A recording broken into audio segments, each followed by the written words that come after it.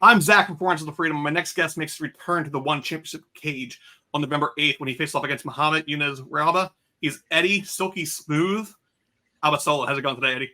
Good, bro. Good. How about yourself? Can't complain. So I guess technically it's not the cage this time because it is back in Lupini. So it's probably Yeah. the ring this time. Back Yeah. to the ring. Yep. But, just 2 weeks away. Your next scrap is under the One Championship banner again. How's camp been so far? Oh man, camp has been super smooth. I've been feeling just the right amount of suck every day. You know what I mean? Sprints, conditioning, pad work, bag work. But man, I'm in there. I'm in it. Awesome. And speaking of camp too, you are in the 169 card. Originally supposed to be in Atlanta, Georgia. You would have been stateside. Were you Yeah. on the card before the switch up, or did you get booked like after the move to back over to Lupini? Yeah, I was on the card, and I had a lot of people going. Some family, some friends, but then the switch up happened, and then that's a huge difference from Atlanta to Bangkok, so they couldn't make it. But hey, man, I love Thailand, so anytime I get a chance to go out there, I'm there. Especially when you're not paying for it, you get flown out Yeah, there to go do work, get a little trip out of it too. yeah. Outside of that, you obviously have a different location, but time zone now too. You were going to be fighting about 2 hours, 3 hours ahead. Now you're falling back. Like, how much of a time did you have to adjust to that planning as well? Uh, Not too much, because when I'm out there, I believe we're fighting Saturday morning, which would be Friday evening out here. So like around 6 o'clock or something like that. And I'm usually training around that time anyways. So my body is just primed and ready. If anything, I have more trouble adjusting when I come back from Thailand than going to Thailand. Downside to the work trips or even vacation trips is that no one Yeah. wants to come back to reality sometimes. Yeah. But next up is Mohammed Raba, yet another opponent who breaks the 6-foot barrier. Yeah. I feel like every person you fought, especially in one, has. I mean, you're 5'10", so it's not that much bigger, but everyone's taller than you. So, like, how do you feel not only stacking up, looking up a little bit, but like stacking up against them in the ring? Yeah. Man, I'm just getting used to it by now. I remember when I first stood against Liam Nolan, I was like looking up at him on the face off, and I'm like, Jesus Christ, this man is huge, you know? But then, yeah, since all my opponents have been consecutively tall, it's just starting to become a regular thing for me now. And, Mike Tyson's, a lot of his opponents were a lot taller than him. So it's like, man, it could be done. It ain't no thing. Going back and watching the Liam fight, it kind of did look like a Tyson fight. I had the punch out poster up here, and it was kind of like Lil Mac kind of punching upwards. Yeah, yeah. And you go through the rest of your career, and it's like, damn, everyone is up there. I mean, you kind of jest about it on Instagram too, putting the mat above your coach's head to kind of make sure you're aiming up. But before you even make it to the one cage or ring, you had to go somewhere else. Like, how'd you get started in Muay Thai or even martial arts alone? Like, what made you get started? Well, martial arts started with my dad. He did Kajikembo when I was a child, and he put me in it as well. Like at 5 years old, I did that until maybe 9 or 10, and then I switched to Little League, and then I wrestled in high school, and then I found Muay Thai when I was maybe about 21, because my wife now, her brother was all about Muay Thai, and then we just found a little gym and like a hole in the wall at in Vallejo where I lived, and from then on it was just history. And one thing I always say to people too is like, we all watch the other MMA promotions. I'm not going to name them, but we know who we're talking about. Yeah. And it seems whenever it goes to the grappling, the boo birds come out in force in the U.S. Not so much overseas, but in the U.S. And I've always said, like, I feel the U.S. is just dying for a Muay Thai promotion to kind of take over. I think you even touched on it's the art of 8 limbs. Yeah. There's a reason why it's one of the most violent sports there is. For What do you sure. think is the barrier in the U.S. as to like why nothing has fully taken over? I mean, we have like the Lions fights and all that, but nothing has like blown up like some of the MMA promotions. Man,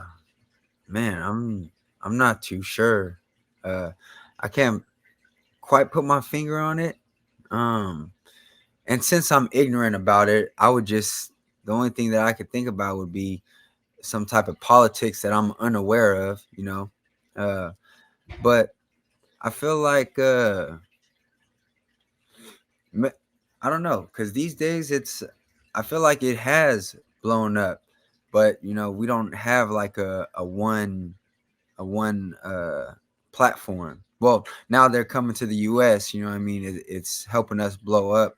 But yeah, yeah, really I'm not too sure on why that is. But like I do know a lot of people in the US that love Muay Thai and are aware of Muay Thai and are practitioners of Muay Thai, you know, coaches and fighters and people in the game, way far more than when I first started. You know, it's Muay Thai is household in my opinion now. But as far as like why we haven't blown up as much as other countries and stuff, I'm not too sure. It blows my mind every time because like I watch one for the Muay Thai, Yeah, and I don't know if it's a mix of like it's the 4 ounce gloves, so you're kind of getting that MMA spirit with Muay Thai, so you do lose the grappling. And then yeah, like if you go to like a normal like Muay Thai event normally in the US, it's the Muay Thai gloves and yeah, it just yeah, doesn't seem as violent from the casual angle, I suppose, as like hearing yeah, the 4 ounce. I haven't cracked it yet, so I keep asking everyone, and everyone's answer is kind of the same as you. Like you know people who love it. And then he was like, well, no one's going to Buffalo Wild Wings on a Saturday to watch it. yeah, Like there's still a yeah, disconnect somewhere, and one's obviously making the move into the U.S. to kind of expand that. But yeah, outside of fighting, you can only fight some often. I mean, Muay Thai fighters in Thailand fight every weekend. We don't have that yeah, privilege in the yeah. U.S. But outside of fighting, you are a co-founder of the Resistance Fight Center out in Pleasanton, California. How's it been kind of running the gym, and like how's that added to like your training as a whole, like not having to like rely on like a gym that be open for you? Um, Man, it's like I having a gym in my garage, especially since I live two miles away.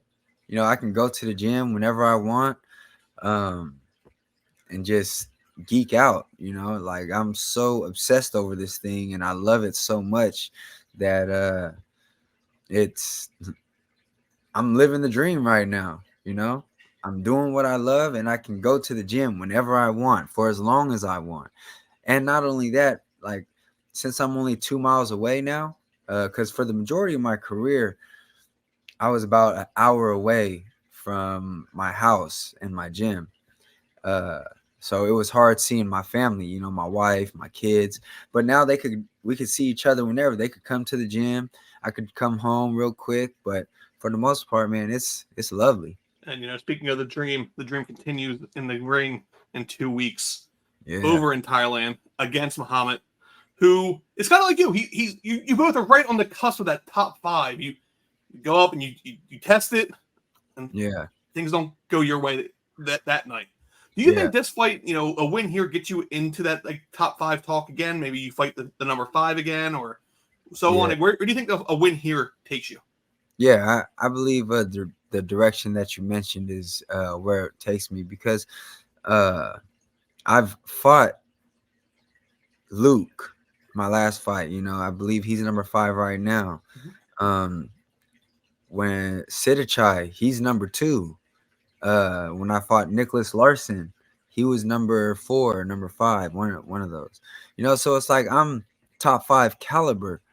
Uh, it's just I ain't been getting the decisions lately, and that's what's been uh stifling me from climbing up the ladder. So, you know, since I ain't been getting the decisions, like my mission is to go out there and just not recklessly, of course, but knock everyone out, whoever stands across from me. Like I gotta make it clear. I can't leave it to the judges anymore. I have to knock these people out. And kind of beat me to the punch on the next question. No pun intended. I'm assuming you want the judges to be as far away from this next one as possible. For And sure. how do you imagine? I mean, you have that insane like step in elbow. It's Yeah. shown damage when it lands. Yeah. You have the power in the hands. The opponent just tends to get that judge sway somewhere near the end. Yeah. How do you want to end this one if you could write the script? If I could write the script, preferably I would like to end it to the body, right? Because when you end it with a body shot, they're still conscious. And you know, but to the body, to the head, to the leg, it doesn't matter to me. Whatever he gives me, I'll take it. You know, this fight does go down in 2 weeks. Yeah. Amazon Prime in the States. I think it's Amazon Prime pretty much everywhere. Yeah. I'm in the States, so that's all that matters. My fan base is my viewers are in the States. If you're not in the States, you can go to One's website and figure out how to watch it in your country. Yeah. But more importantly, featherweight Muay Thai is on the books. You versus Mohammed. Best of skill. I look forward to watching it. And let's loop back again after the win. For sure.